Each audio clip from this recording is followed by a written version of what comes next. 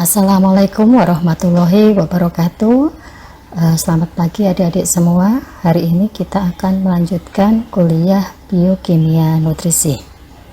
Pada pertemuan kali ini kita akan melanjutkan diskusi tentang transport elektron dan fosforilasi oksidatif. Adapun yang menjadi capaian pembelajaran pada pertemuan kali ini, setelah mengikuti kuliah ini, mahasiswa mampu menjelaskan proses terjadinya transport elektron dan fosforilasi oksidatif serta keterkaitan keduanya untuk menghasilkan energi dalam bentuk ATP.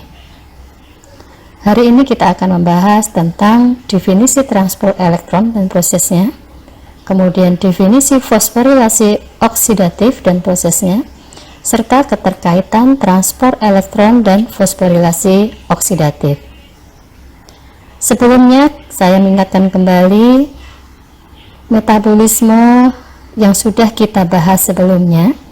Kita sudah membahas tentang proses glikolisis, kemudian proses produksi asetil koenzim A, baik dari glukosa, asam lemak, maupun asam amino. Kemudian kita juga sudah membahas proses siklus asam sitrat. Nah, kemudian kita hari ini akan melanjutkan tahap yang ketiga, yaitu proses transport elektron dan fosforilasi oksidatif, di mana ini merupakan proses perubahan senyawa NADH dan FADH yang akan dikonversi menjadi energi dalam bentuk ATP. Baik, apa itu transport elektron? Rantai transport elektron ini merupakan serangkaian reaksi oksidasi reduksi atau juga disebut reaksi redoks, di mana ini masing-masing melibatkan oksidasi dari suatu molekul atau yang disebut sebagai donor elektron disertai dengan reduksi dari molekul lain atau yang disebut akseptor elektron. Rantai transport elektron ini merupakan tahapan terakhir dari reaksi respirasi aerob yang meliputi proses perpindahan elektron dari molekul donor, misalnya dari NADH, menuju akseptor terakhir yaitu oksigen. Transport elektron sering juga disebut sebagai sistem rantai respirasi atau sistem oksidasi terminal. Nah, proses transport elektron ini berlangsung pada krista membran dalam mitokondria, dan kemudian sistem transport elektron ini juga dikatakan sebagai fosforilasi oksidatif. Pada rantai transport elektron, molekul yang berperan penting dalam reaksi ini adalah senyawa NADH, kemudian ada FADH yang dihasilkan pada reaksi glikolisis, dekarboksilasi oksidatif, dan siklus asam sitrat atau siklus Krebs. Pada proses ini, elektron selalu bergerak ke suatu arah di mana tenaga bebas sistem tersebut itu menurun. Nah, pada saat aliran elektron NADH ini akan membebaskan sejumlah besar tenaga yang dapat digunakan untuk membuat ATP. Nah, pada proses ini juga melibatkan molekul lain yang berperan, yaitu molekul oksigen, koenzim Q atau ubiquinon, sitokrom B, sitokrom C, dan sitokrom A. Senyawa NADH dan FADH ini berintegrasi dengan oksigen dan enzim sitokrom untuk menghasilkan air dan juga ATP. Nah, ini adalah lokasi terjadinya transport elektron.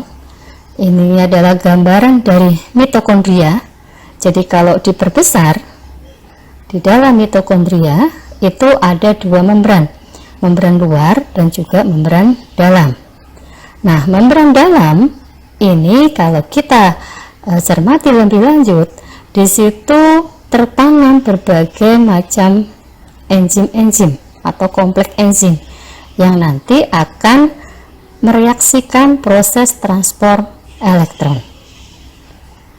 Nah, kemudian pada sistem transport elektron ini nanti prekursornya itu adalah senyawa NADH dan juga FADH yang diperoleh baik dari perubahan pirufat menjadi asetil koenzim A ataupun dari proses siklus asam sitrat.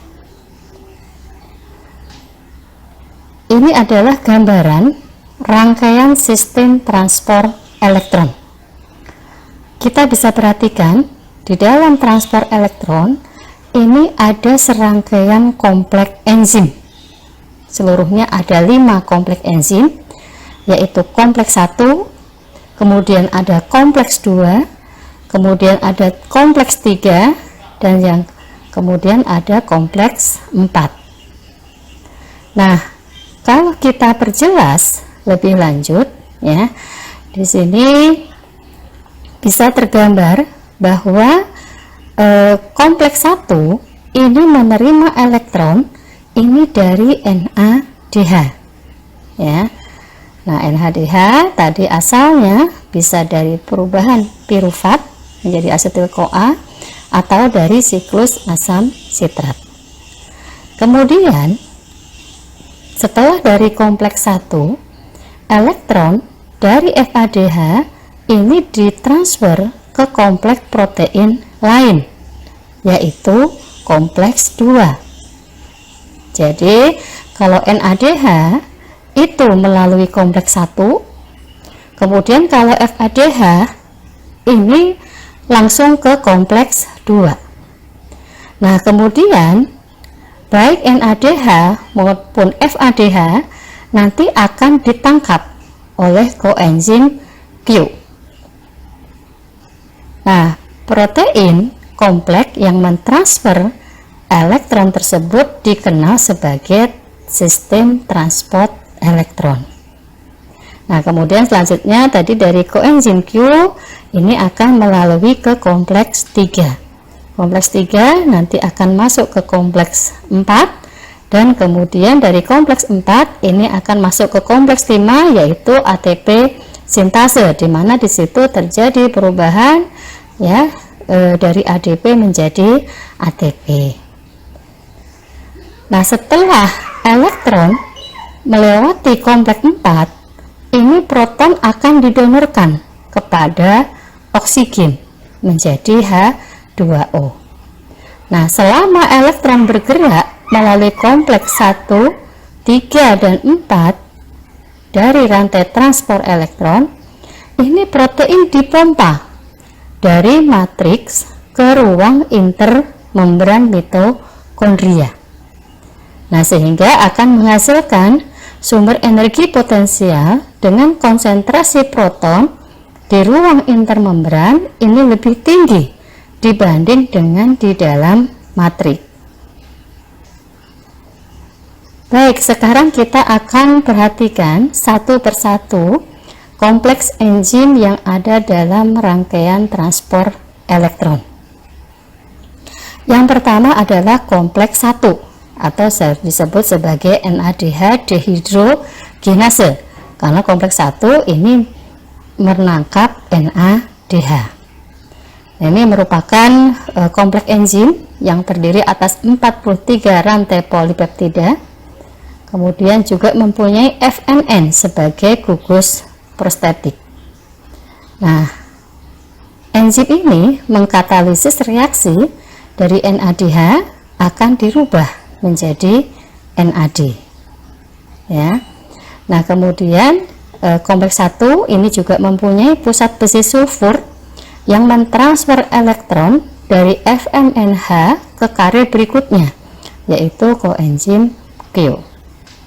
Sering juga kompleks 1 ini disebut sebagai NADH koenzim Q reduktase, karena elektron yang terlibat dalam reaksi ini digunakan untuk mereduksi koenzim Q. Berikutnya adalah kompleks 2 atau disebut sebagai suksinat dehidrogenase. Jadi kompleks 2 ini merupakan enzim yang terikat pada membran. Jadi salah satu enzim di dalam siklus asam sitrat atau trikarboxylic acid ya. Jadi kompleks 2 ini merupakan titik masuknya FADH2 yang diproduksi oleh seksinat dihidrogenase. Mungkin adik-adik masih ingat minggu lalu kita sudah membahas siklus asam sitrat, di mana perubahan dari fumarat menjadi suksinat ini menghasilkan FADH. Nah, FADH inilah nanti yang ditangkap oleh kompleks 2. Nah, kemudian elektron dari FADH ini akan didonorkan ke koenzim Q atau ubiquinon. Nah, kompleks 2 ini juga mempunyai pusat besi sulfur seperti kompleks 1 tadi. Kompleks 2 ini juga disebut sebagai enzim suksinat koenzim Q reduktase. Selanjutnya kita akan lihat kompleks 3 atau disebut sebagai sitokrom C atau koenzim Q oksireduktase. Jadi kompleks 3 ini terdiri dari berbagai protein karier ya, ada sitokrom B, pusat besi sulfur, dan juga sitokrom C. Nah, proses transfer elektron ini terkait dengan transport proton dari matriks ke ruang antar membran.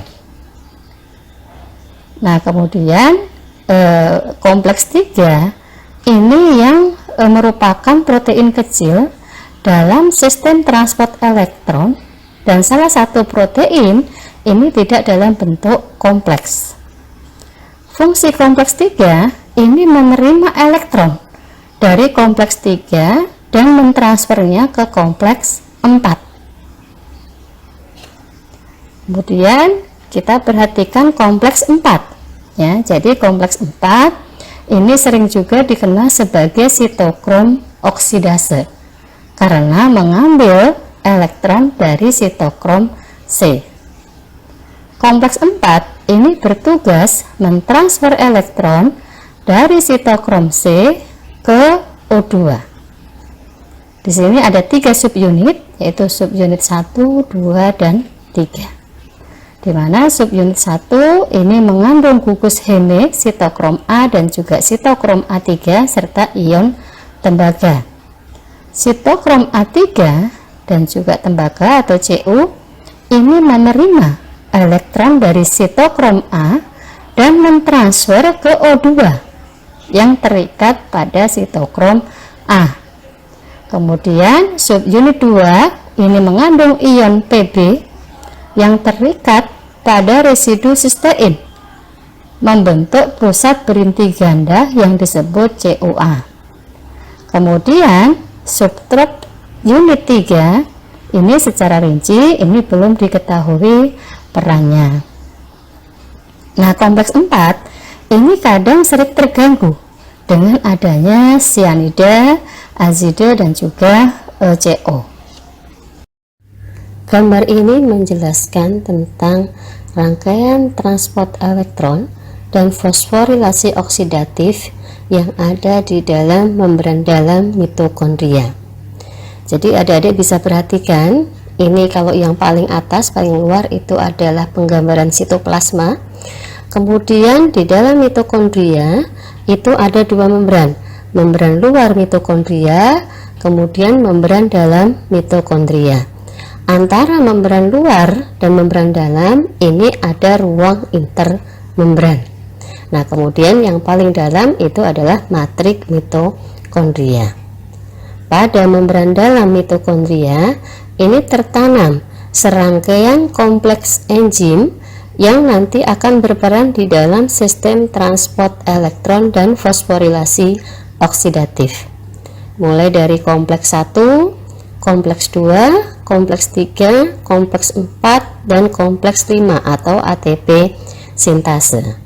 Jadi sistem transport elektron ini adalah prinsip pengaliran elektron yang diperoleh dari NADH maupun FADH melalui 4 kompleks enzim. Nah, sebagai akseptor elektron terakhir ini adalah oksigen. Baik, sekarang kita cermati ya satu persatu. Kompleks 1 atau disebut juga dengan NADH Q reduktase. Ini berperan untuk menangkap atau mengubah NADH menjadi NAD. Nah, ketika perubahan tersebut ini ada H+ atau proton yang ditransfer dari matriks mitokondria menuju ruang intermembran. Nah, kemudian elektron dari NADH ini selanjutnya dibawa oleh ubiquinon menuju kompleks 3. Nah, kemudian di antara kompleks 1 dan kompleks 3 ini ada kompleks 2 atau yang disebut sebagai FADH2 Q reduktase. Nah, kompleks 2 ini berperan untuk menangkap FADH dan mengubah menjadi FAD. FADH2 ini merupakan produk dari suksinat menjadi fumarat pada siklus asam sitrat. Nah, perbedaannya dengan kompleks 1, pada saat FADH2 dirubah menjadi FAD, ini tidak ada proton atau H+ yang ditransfer dari matriks mitokondria menuju ruang intermembran. Nah, kemudian elektron dari FADH2 ini bersama-sama dengan elektron dari NADH dibawa oleh ubiquinon menuju kompleks 3. Inilah yang membedakan mengapa energi atau ATP dari NADH ini lebih besar dibandingkan dari FADH2, karena tadi kaitannya dengan proton yang dilepaskan oleh NAD pada saat perubahan NADH menjadi NAD, sedangkan pada saat perubahan FADH2 menjadi FAD ini tidak ada proton yang dilepaskan. Nah, kemudian oleh kompleks 3 elektron dari NADH maupun FADH2 ini dilanjutkan ya, dibawa oleh sitokrom C menuju kompleks 4. Nah, pada saat melewati kompleks enzim ketiga ini juga terjadi pelepasan proton atau H+ dari matriks mitokondria menuju ruang intermembran. Nah, kemudian ketika di kompleks 4 pun elektron ini ketika mengalir ke kompleks 4 ini juga terjadi proton atau H+ yang ditransfer dari matriks mitokondria menuju ruang intermembran. Nah, setelah dari kompleks 4 ini ada asektor terakhir dari elektron tersebut yaitu oksigen. Nah, kemudian pada kompleks 4 ini proton yang dilepaskan ini ternyata tidak semua ditransfer dari matriks menuju ruang intermembran, karena ada H+ ini yang dipakai untuk mengikat setengah O2 menjadi H2O. Hal ini pula yang menyebabkan beberapa ahli sepakat bahwa ketika pada kompleks 4 ini energi yang dihasilkan juga tidak utuh. Makanya ada perhitungan kalau NADH ini setara dengan 2,5, kemudian kalau FADH2 setara dengan 1,5 ya, karena tadi pada kompleks 4 ini proton yang dilepaskan itu tidak penuh. Nah, kemudian karena adanya transfer H+ dari matriks mitokondria menuju ruang intermembran ini mengakibatkan terjadinya akumulasi H+ di ruang intermembran. membran. Nah, akumulasi H+ ini menyebabkan kondisi pH di ruang intermembran ini lebih asam dibandingkan pada matriks mitokondria, dan ini juga menyebabkan terjadinya perubahan gradien konsentrasi. Nah, karena adanya perubahan gradien konsentrasi tadi, akan terjadi tendensi H+ ini akan menyeimbangkan kembali lagi ke matriks mitokondria. Ya, jadi pada saat H+ ini kembali ke matriks mitokondria, di situ ada sejumlah energi yang dibebaskan. Nah, energi itulah yang dipakai oleh ATP sintase, ya, untuk merubah ADP menjadi ATP. Kemudian pada saat itu juga diperlukan prekursor, yaitu fosfat, karena ADP ini fosfatnya ada dua, di fosfat dirubah menjadi ATP trifosfat, sehingga ada fosfat anorganik yang ditambahkan. Ya, jadi inilah rangkaian sistem transport elektron dan fosforilasi oksidatif. Ya, jadi pada prinsipnya transport elektron adalah pengaliran elektron yang berasal dari NADH maupun dari FADH2 melalui 4 kompleks enzim. Nah, kemudian sebagai akseptor terakhir dari elektron tersebut atau penangkap terakhir ini adalah oksigen.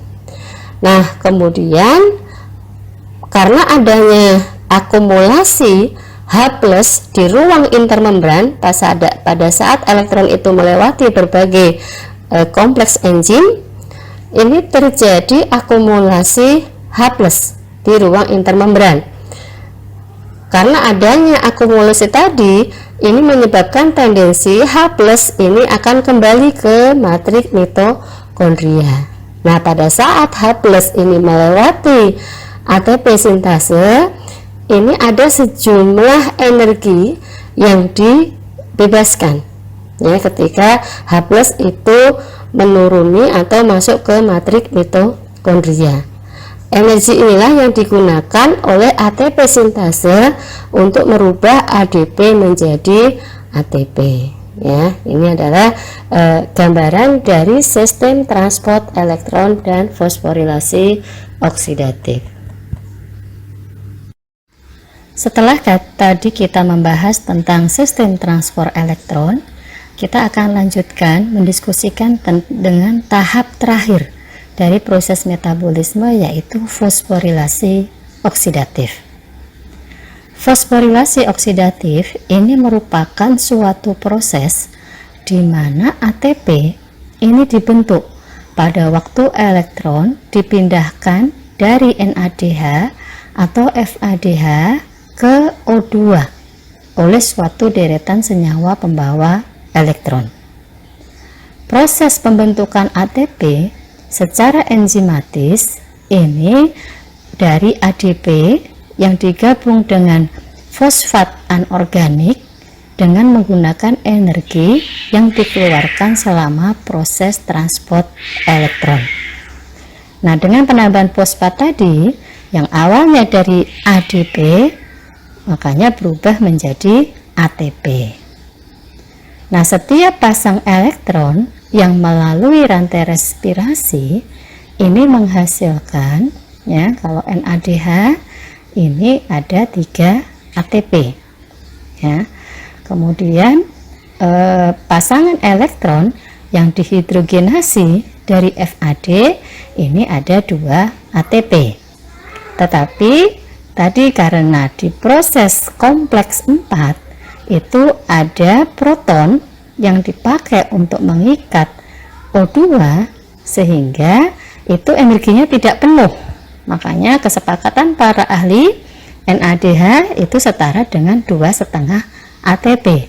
Begitu juga dengan FAD ini setara dengan 1,5 ATP. Nah, ada teori namanya chemiosmotic coupling hypothesis. Jadi ini dikemukakan oleh Peter Michel pada tahun 1961. Teori ini menjelaskan bagaimana ATP itu disintesis dari sistem transport elektron dan fosforilasi oksidatif. Makanya namanya adalah kopling. Ya, jadi ada dua proses yang saling kopelan atau berpasangan, yaitu sistem transport elektron dan fosforilasi oksidatif. Jadi ini merupakan proses yang tidak bisa terpisah di dalam menghasilkan ATP. Jadi terdapat 6 prinsip di dalam hipotesis tersebut. Yang pertama adalah energi yang dihasilkan oleh transport elektron ini menghasilkan sistem transport aktif.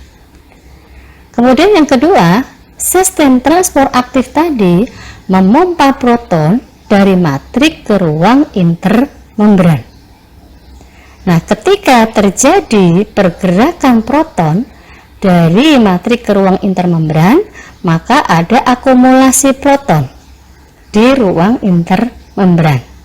Hal ini menimbulkan yang disebut sebagai gradien proton karena adanya perbedaan konsentrasi proton antara ruang intermembran dengan matrik mitokondria.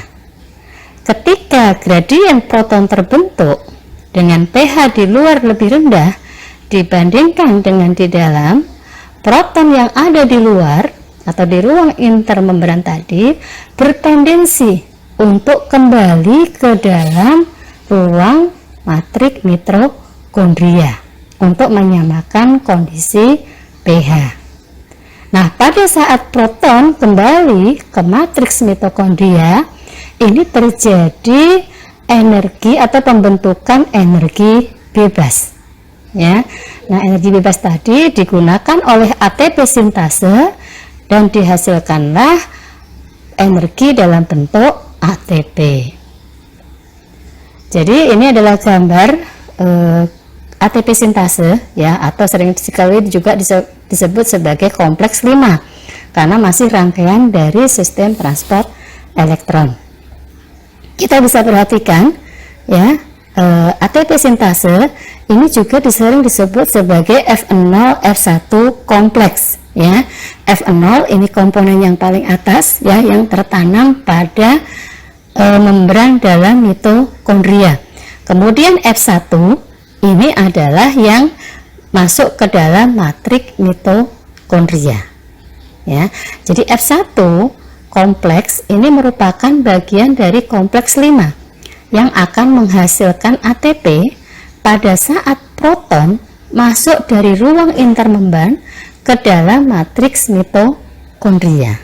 Ya, ini kita bisa perhatikan ketika di ruang intermembran terjadi akumulasi proton akibat tadi rangkaian transport elektron, ini ada kecenderungan akan menyamakan pH atau menuruni gradien konsentrasi, sehingga proton atau H+ ini akan masuk ke dalam matrik mitokondria.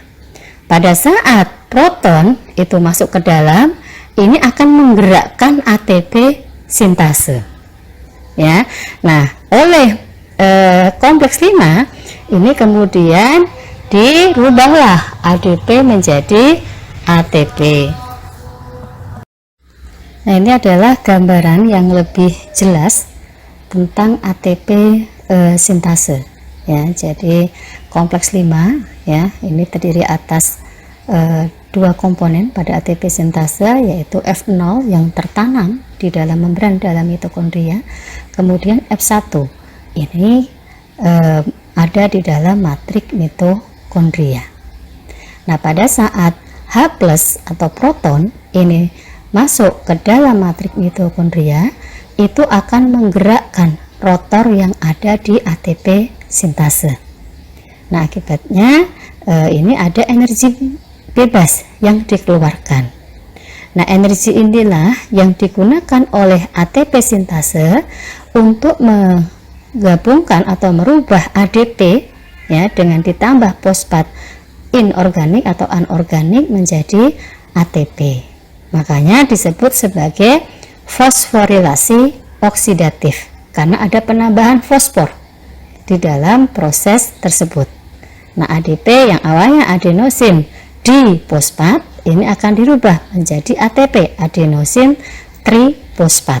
Jadi yang fosfornya awalnya 2 ini dirubah menjadi ATP yang fosfornya 3. Nah, ATP inilah nanti yang digunakan sebagai sumber energi tubuh, ya. Jadi ini adalah proses fosforilasi oksidatif yang merupakan rangkaian dari sistem transport elektron. Ya, makanya tadi disebut teorinya adalah coupling, ya, atau berpasangan. Jadi ini tidak bisa lepas. Nah, ini adalah keseluruhan proses transport elektron dan fosforilasi oksidatif, ya. Jadi adik-adik bisa cermati, ya. Tadi kita sudah diskusikan dari proses perubahan pirufat, ya, menjadi asetil koenzima itu ada NADH yang dilepaskan. Kemudian dari siklus asam sitrat ini ada NADH dan FADH yang dilepaskan. NADH ditangkap oleh kompleks 1, sedangkan FADH ditangkap oleh kompleks 2. Nah, kemudian mereka masuk atau ditransfer dalam serangkaian kompleks enzim, ya, sampai pada ATP sintase, ya. Jadi proses sintesis ATP ini terjadi di matriks mitokondria, ya, karena tadi adanya pergerakan dari proton yang sudah dirubah atau ditransfer dari matriks mitokondria menuju ruang intermembran. Nah, ketika proton itu kembali ke matriks mitokondria, itu menggerakkan ATP sintase. Nah, pada saat ATP sintase ini bergerak, dikeluarkanlah sejumlah energi. Nah, energi itu yang dipakai untuk membentuk ADP dan fosfat anorganik menjadi ATP, ya. Jadi ini adalah keseluruhan proses transport elektron dan fosforilasi oksidatif.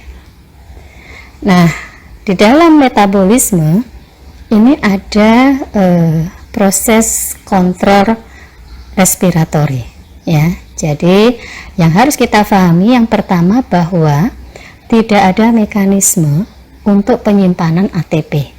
Jadi ATP itu tidak bisa disimpan, ya. Jadi ATP yang ada pada saat itu hanya cukup memenuhi kebutuhan tubuh untuk beberapa detik, sehingga proses pembentukan ATP ini harus terjadi terus menerus, ya.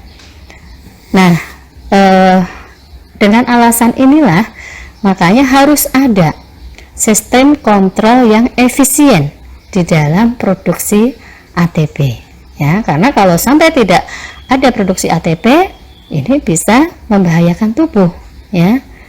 Makanya kalau adik-adik misalnya tanpa oksigen ini biasanya akan terasa lemas, karena kalau tidak ada O2 yang masuk, ATP tadi tidak akan terbentuk, ya, karena tadi pada saat rangkaian dari kompleks 4 menjadi ada sejumlah oksigen yang diikat, ya.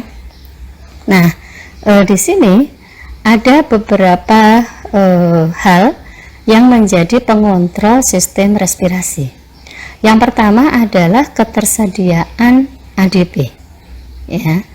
Jadi adenosin difosfat ini menjadi syarat utama terjadinya ATP. Tadi adik-adik bisa perhatikan bahwa ATP itu dibentuk dari ADP dan fosfat anorganik. Nah, kemudian yang kedua ini ketersediaan elektron, ya, baik NADH maupun FADH. Kemudian yang ketiga ini ketersediaan oksigen, karena kalau tidak ada O2 tadi proses rantai transport elektron itu tidak akan sempurna, ya. Artinya elektron itu tidak ada yang menangkap, tidak ada aseptor elektron yang terakhir, ya. Nah, sehingga O2 ini sangat penting, ya. Coba adik-adik mencoba kalau mau ngetes silahkan tahan nafas. Siapa yang tahan sampai 5 menit? Nah, biasanya kita hanya sebentar, ya, karena tadi tidak ada energi yang terbentuk ketika tidak ada oksigen. Baik, ini adalah setelah tadi kita diskusikan bersama, ada beberapa hal yang menjadi rangkuman atau summary pada topik ini. Yang pertama adalah rantai transport elektron. Ini adalah tahapan terakhir dari reaksi respirasi aerob, ya, yang sering juga disebut sebagai sistem rantai respirasi atau sistem oksidasi terminal. Kemudian transport elektron ini berlangsung pada krista atau membran dalam mitokondria. Molekul yang berperan penting dalam reaksi ini adalah NADH dan juga FADH yang dihasilkan dari reaksi glikolisis, dekarboksilasi oksidatif, dan siklus asam sitrat atau siklus Krebs. Nah, selain itu, molekul lain yang juga berperan ini adalah oksigen, koenzim Q atau ubiquinon, sitokrom B, sitokrom C, dan juga sitokrom A. Satu molekul NADH ini menghasilkan setara dengan 2,5 sampai 3 ATP. Kemudian satu molekul FADH ini setara dengan 1,5 sampai 2 ATP. Baik, itu yang bisa kita diskusikan pada pertemuan kali ini. Mudah-mudahan adik-adik semua bisa memahami. Kalau ada yang masih belum jelas, silahkan didiskusikan di forum diskusi yang sudah disediakan di LMS. Terima kasih atas perhatiannya. Wassalamualaikum warahmatullahi wabarakatuh. Assalamualaikum.